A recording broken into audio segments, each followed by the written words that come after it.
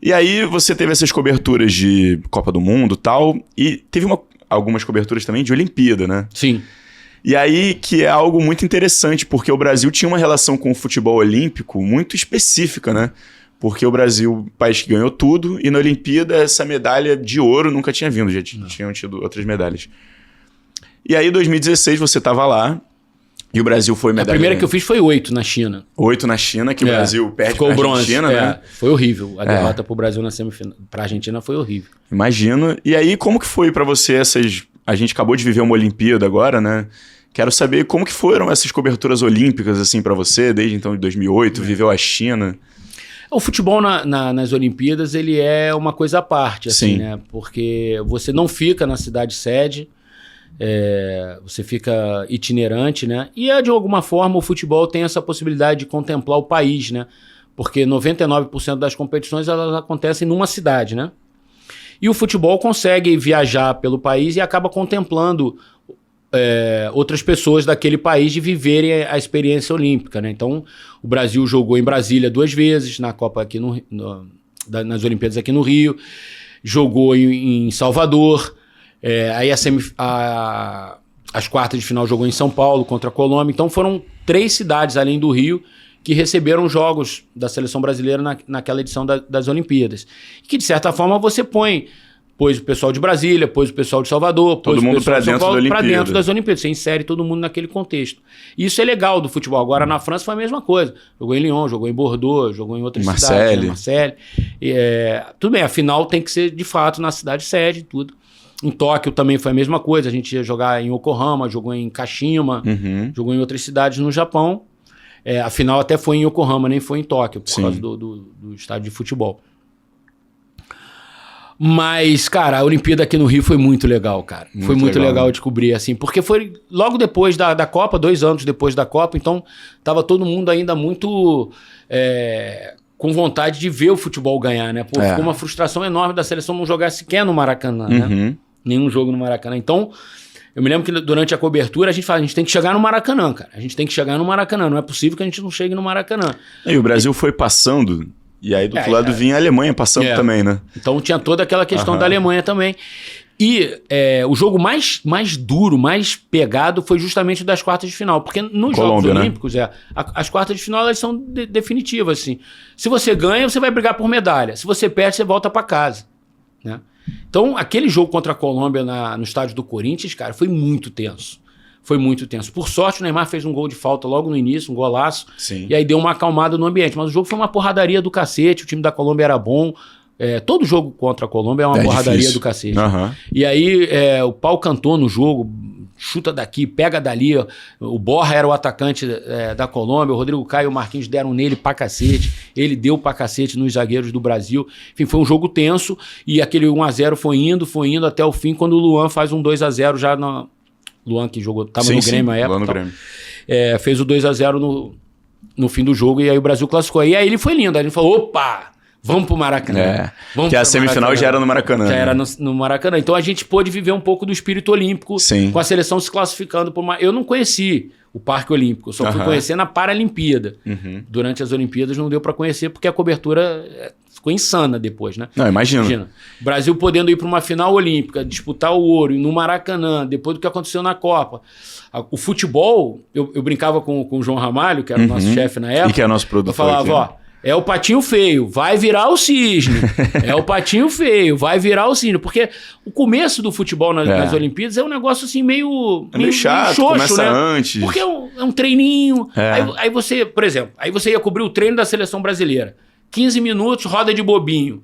Aí aquelas imagens padrão do cara dando um carrinho ali na roda de bobinho, aplauso e fecha. Aí você vê as outras reportagens, cara... É o Phelps abrindo aquele braço enorme. É o Bolt batendo a bola de ping-pong no olho do jogador. Cara, são imagens... A Olimpíada não tem nada que gere mais imagem espetacular do que as Olimpíadas, né? O cara tropeçando, o cara caindo, suando, sangue e tal. E aquele treino lá de bobinho. Ninguém quer ver aquilo. De fato, ninguém quer ver aquilo. Você ainda consegue emplacar a reportagem porque é a seleção brasileira, é o futebol. E você tem um compromisso jornalístico ali, mas... gerar interesse é complicado no início da Olimpíada. E a seleção mal, né? Foram 2 0-0, assim, 0-0, chatos, assim. E a porrada cantando, a imprensa batendo pra cacete na seleção. A seleção se blindou, não dava mais entrevista. Foi um começo, cara, assim, duro. Duro. E aí, quando chegou no Maracanã, a semifinal contra Honduras, foi espetacular. O Neymar faz um gol com 50 segundos, jogo, 20 segundos. Mas se machuca. Na porrada no goleiro, aí todo mundo já falou, meu Deus, não é possível. De novo, não. Aí, por sorte, ele voltou a jogar e o Brasil despachou a Honduras 5-0, 6-0. 6-0. E foi pra final. E aí, cara, o dia da final foi inacreditável. Assim. Foi assim, sem exagero, foi um clima de final de Copa, cara. Sim. Porque era a final que a gente não teve 2 anos antes, né?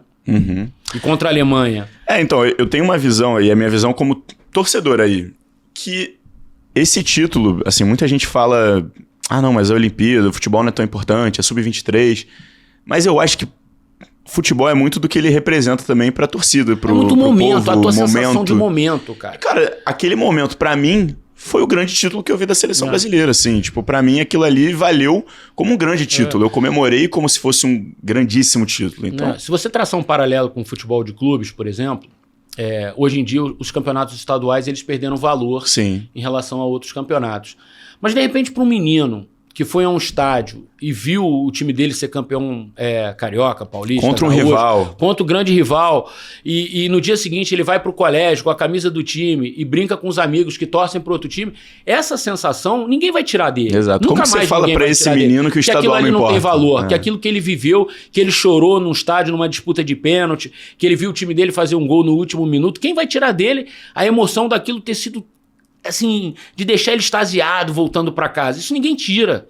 Então, assim, eu acho que muitas vezes a gente tem muita arrogância da imprensa em falar, esse título não valeu nada. Não valeu nada pra quem? Irmão? Exato. Não valeu nada pra você. Mas pro cara que, de repente, pegou um trem, ficou 3 horas num trem, gastou o dinheiro do ingresso, trocou o dinheiro do ingresso por uma outra coisa que ele podia ter, comprar, enfim... E viu o time dele ser campeão com o filho dele abraçado no estádio, aquilo tem um valor, cara, assim, imensurável, cara. Então, eu acho que muitas vezes a imprensa tem que ser menos arrogante nesses aspectos, sabe? De tentar se colocar no lugar do torcedor. É uma questão de empatia, cara. Então, a final olímpica, como você falou, pra mim, foi a final da Copa do Mundo que a gente não teve 2 anos antes. Sim.